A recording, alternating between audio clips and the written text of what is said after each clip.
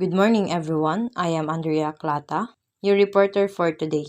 Now we will be discussing Module 9, which entitled The St. Thomas Aquinas, Natural and Its Tenets. So, without further ado, let's get started.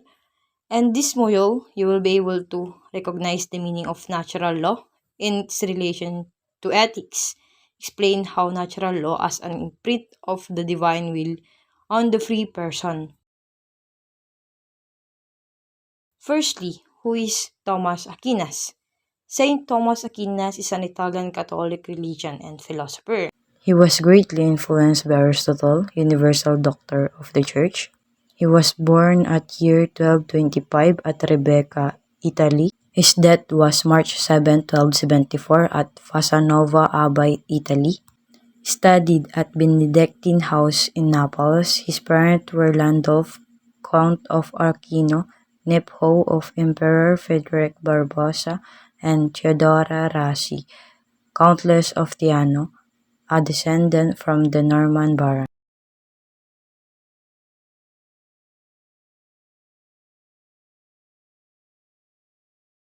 Let's move on to the next part, which is natural law and its tenets. Ano nga ba ang natural law? Theory. So, it is an ethical framework that possesses the existence of inherent moral principles rooted in human and discernible through reason. So, ibig sabihin nun is, una pa lang, naroot na po siya sa atin. Sa madaling salita, natural law theory, ayon kay Saint Aquinas, ay para sa lahat, no? Regardless of what or who they are. Kasi una pa lang, meron na tayong muwang sa buhay. Alam na natin i-disseminate kung ano ang tama at mali. Kasi nung pinanganak tayo, ay may kakayahan na tayo para i-determine kung ano ang tama at mali. Tama po ba? For example, bawal pumatay or right to life and abortion. Tama po ba?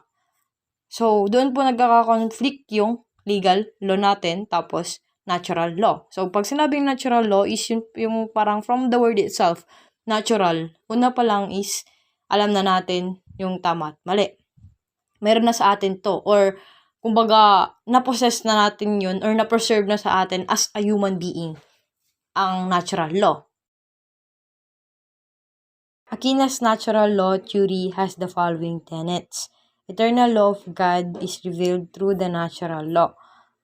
The statement eternal law of God is revealed through the natural law is a concept in Catholic theology, particularly within the framework of Thomas Aquinas' philosophy. It possesses hierarchical relationship between divine law and human experience, where the eternal, unchanging law of God is manifested through the natural and human reason. So, firstly, I will define the eternal law. So, yung eternal law is, ano po siya, God's divine plan. Nagre-refers po siya sa divine wisdom at plano ng Diyos na i-governs ang entire universe.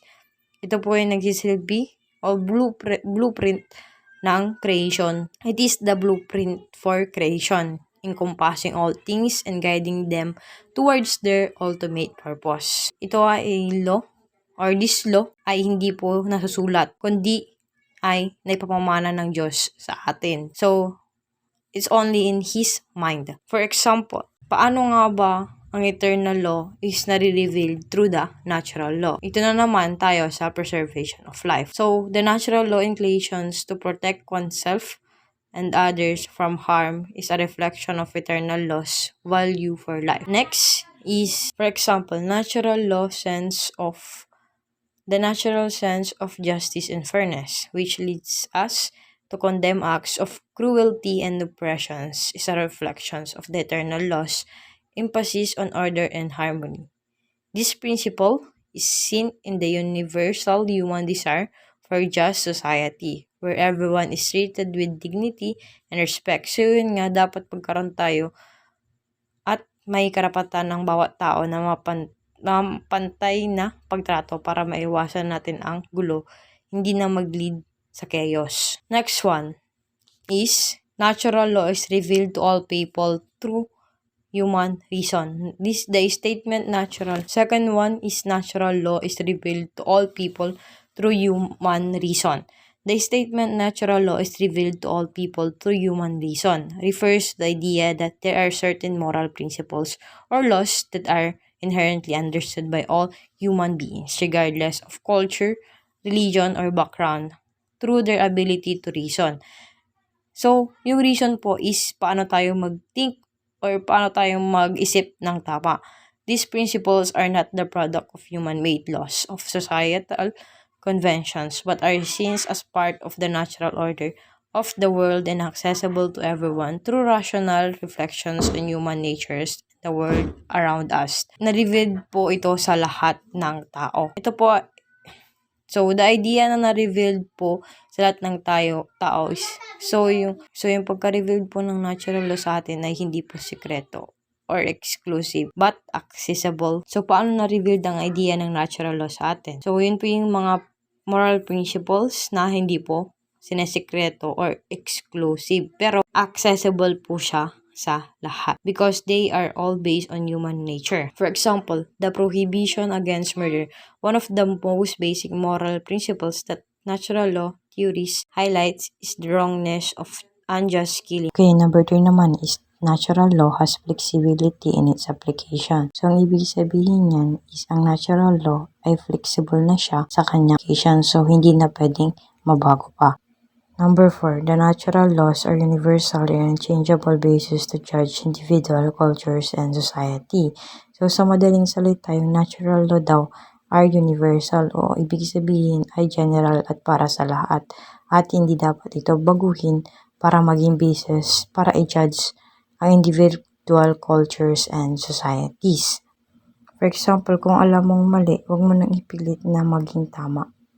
Number 5, everything in the world has its own nature or purpose, natural law of being. In short, ayon kay Aquinas, everything happens for a reason. Kaya kung may mga bagay na hindi umayon sa mga gusto mong mangyari, malay mo sa way na yun, mas maganda pa yung results na ine-expect mo sa gusto mong mangyari. Tama po ba? Number 6, humanity has an essential rational nature. So from the word itself, rational nature, or na tumatakto po sa ating isipan. Number 7, human person can know through reason what is in accord with his own nature, which is good. Aquinas defines law as a dictate of reason. This dictate of reason is primarily from the rule of to ensure the order and proper functioning of everything in a community. By the same reason, he discovers different laws, eternal, natural, human, and divine. Eternal law is the ideal order of the universe that exists in the mind of God. It could be known by reason as it discovers the natural law. Everything in the universe then is just a reflection of the eternal law that exists in God's mind. This justifies why human life has infinite value. Human life is precious gift from God. Nothing in the world can outweigh it because it is a part of God's eternal law.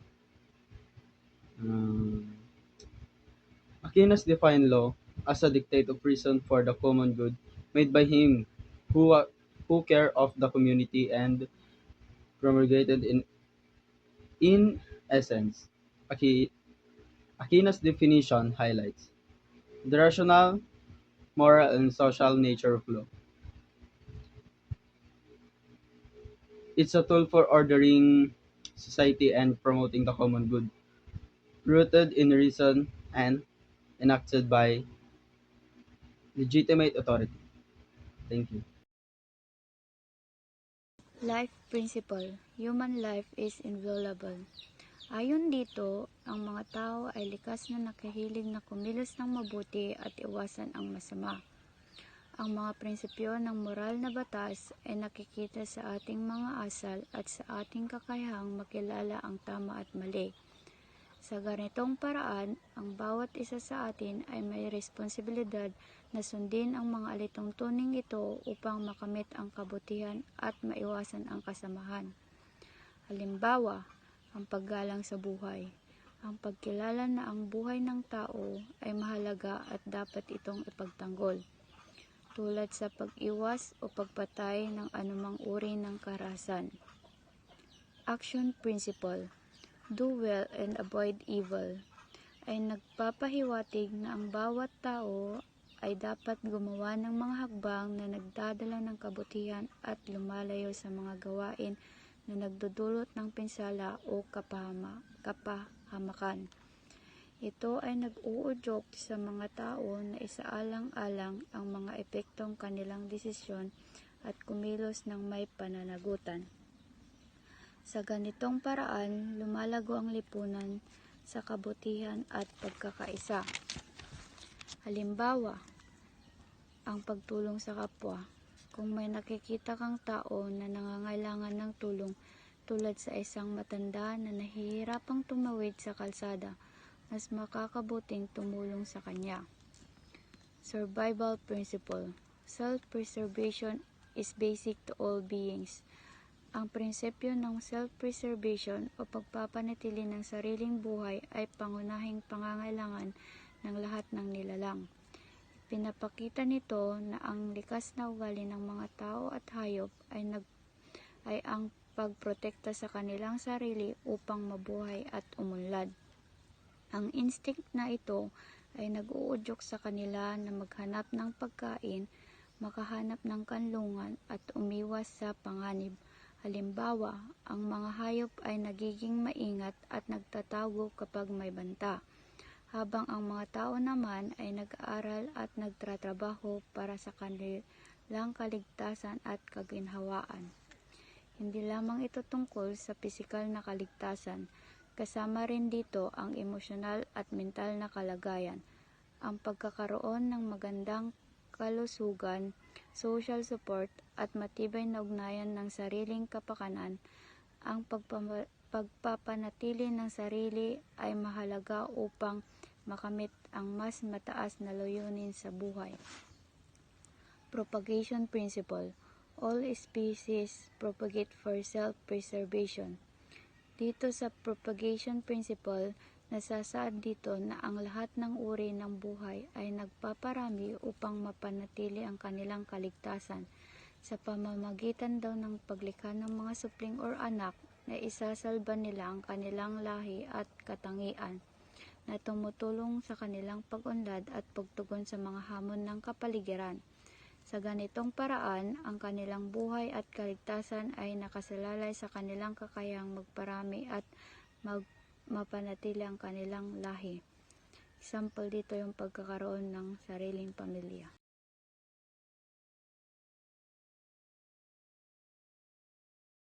Morality Principle: There is a built-in natural law that governs the morality of human thinking and behavior. Ayon sa prinsipyong ito, ang mga moral na halaga ay batay sa kalikasan ng tao at sa kung paano tayo dapat kumilos upang maisulong ang kabutihan at katarungan. Ang mga ito ay hindi nagbabago batay sa kultura o lipunan. Ang natural law ay nagsisilbing gabay sa ating mga desisyon at aksyon na nagtuturo sa atin na pumili ng mga landas na nagdadala ng kabutihan at nag-iiwas sa kasamaan. Sa ganitong paraan, ang prinsipyo ay mahalaga sa pagbuo ng isang makatarungan at maayos na lipunan.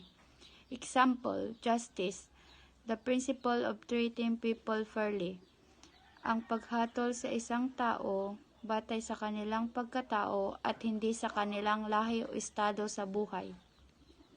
Social principle: humans as social being live in peace and harmony with others. Ang pagkakaintindi ko dito ay ang tao bilang panlipunang nilalang ay nilikha upang mamuhay ng may pagkakaisa at kapayapaan kasama ang ibang tao. Ito ay isang mahalagang prinsipyo sa buhay na nagsasabing hindi natin kayang mabuhay ng nag-iisa. Kailangan natin ng pakikipag-ugnayan at pagkakaintindi kabutihan sa iba para mas magkaroon ng mas maayos na pamumuhay. Halimbawa, ang komunidad na nagtutulungan, nirerespeto ang isa't isa at namumuhay ng may malasakit at pagkakaisa ay isang malinaw na larawan ng mga tao na nabubuhay sa kapayapaan at pagkakaisa. Halimbawa dito, kapag may isang sakuna tulad ng bagyo, ang mga tao sa barangay ay nagtutulungan upang magbigay ng pagkain, tubig at kanlungan sa mga naapektuhan. Halimbawa sa Divine Law, ito ay ang utos ni Jesus na mahalin ang iyong kapwa tulad ng pagmamahal mo sa iyong sarili. Kung susundin ito, ang isang tao ay magiging mapagpatawad, mapagpakumbaba at mapagbigay na nagdadala sa kanya ng kapayapaan at kaligtasan, hindi lamang sa kasalukuyan kundi sa buhay na walang hanggan. Hello everyone, I'm going to discuss the happiness as constitutive of cardinal virtues. Following Aristotle, Aquinas believed that human persons have rational appetite or will that guide all acts, achieve their ends or goods. All their ends or goods ultimately lead to happiness, which is not power, glory, fame, wealth, honor, and pleasure. Happiness is not found in material world and creative things. It is only found in God, who is the source of everything that is good and perfect. Sabi rito, according daw kay Aristotle and Aquinas, they believe that happiness comes from being good, not from things. Ang ibig sabihin ng pagiging mabuti ay ang pagsunod sa mga utos or rules ni God, which is it hard work or to do. We can be perfectly happy, but we can try to be good so that it can make us happy. Because being good make us happy, and yan ang gusto ng Diyos. If ang pagiging mabuti ang pagsunod sa mga utos or rules ni God, do you think people nowadays want to be good just to be happy? Nowadays kasi, especially in our generation, mostly people are selfish. They do bad things or choosing to be bad for their goods or personal reasons. But do we think na makatulungan ba to for God? Actually, anything that bad things that we are doing, or it make us feel bad or guilty, and it's because of God, kasi wala sa rules ni God na gumawa tayo ng kasalanan, so He's making a ways to make us feel guilty so that we can fix our mistake and not do bad things again. Then yun lang, Renan Valdez will be the next one to discuss. Thank you. Hello ma'am, hello buddies. So, ang report ko nga po pala ay umigo lang sa apat na virtud or 4 cardinal virtues, which is yung prudence, courage, justice, and temperance. So, isa-isahin muna natin sila. So, unahin na natin yung first cardinal virtues, which is yung prudence. Sabi niya dito, controls the intellect in making choices. So, mabigyan na ako ng example situation para mas madali tayo matapos. So, example, si Juan, meron siyang maliit na bukid. Then, one day, bumagyo. Tapos, yung mga tanim niya, nasira. So, wala rin siyang kita. So, si Juan, sa halip na mag-isip siya ng paraan para mas makakuha ng malaking kita, is gumawa siya ng paraan para makatipid, or nag-isip siya ng paraan para makatipid. So, sa ginawa ni Juan is, yung pagiging matipid niya is isang halimbawa ng prudence, dahil ginamit niya yung kanyang kaalaman at karanasan upang makagawa ng matalinong decision. So, we're here at the second cardinal virtues, which is courage. Sabi niya dito, controls emotions and facing danger. So, mamala. So, dito, courage. Marami naman tayong courage. Actually, common na sa atin yan. So, magbigyan na ako ng example na mas madaling maintindihan ng lahat. So, sa courage, example is si Maria. Isa siyang estudyante na mahiyain kasi natatakot siyang mapagsabihan ng masama, natatakot siyang magsalita sa harap ng maraming tao, ganyan. Tapos isang araw, nasabihan siya ng guro na mag-present ng isang project or activity. Then dun napagpasyan ni Maria, or dun niya napagpasyan na i-conquer yung kanyang yung kanyang kahinaan sa harap ng maraming tao. So nandun yung courage na sinasabi ni Aristotle. So the third one is justice, which sinasabi niya rin dito na controls the will in relating with other. So magbigay na lang din ako ng example, which example, si Pedro naman tayo. Si Pedro ay isang parang vendor, sabi na lang natin. Then one day merong isang matanda na bumili sa kanya. Then si Pedro, sinuklian niya to ng hindi niya sinasadya na nagkulang yung kanyang sukli. Then nung medyo tumagal, nalaman nung matanda na kulang yung kanyang sukli. Then bumalik siya kay Pedro, and si Pedro, inamin niya naman na kahit hindi sinasadya yung pangyayari, inamin niya yung kulang yung sukli. So yun, lumalabas dun yung justice na cardinal virtues, which is yung pagiging patas. Yun. Okay, this is the last one, the temperance. Control, sinasabi din dito na control, desires, and passion. So example na lang natin dito si Ana. Si Ana isang bata na mahilig sa matatamis, ganyan. So isang araw, napadaan siya sa cake shop, then nakita niya yung paborito niyang cake. So paborito niya iyon. Then pero yung cake na yon is masama sa kanyang kalusugan. So napag-isip-isip ni Ana na wag na lang bumili ng cake dahil masama nga yun sa kanyang kalusugan. At napag-isip-isip niya, bumili na lang siya ng prutas at gulay. So paano nga ba yung napunta sa temperance? So napunta yun sa temperance kasi nakontrol niya yung sarili niya. Kumbaga, napigilan niya yung gusto niya lang, pero makakasama sa kanyang kalusugan. Hindi siya nagpadalos-dalos na, siya, ganito, bilhin ko na lang to kasi favorite ko to, ganyan, gusto ko to. So naisip niya na makakasama yun sa kanya. Kaya nakontrol niya yung sarili niya at nabili niya ng mas makakabuti sa kanyang kalusugan. Yun lang po, bye.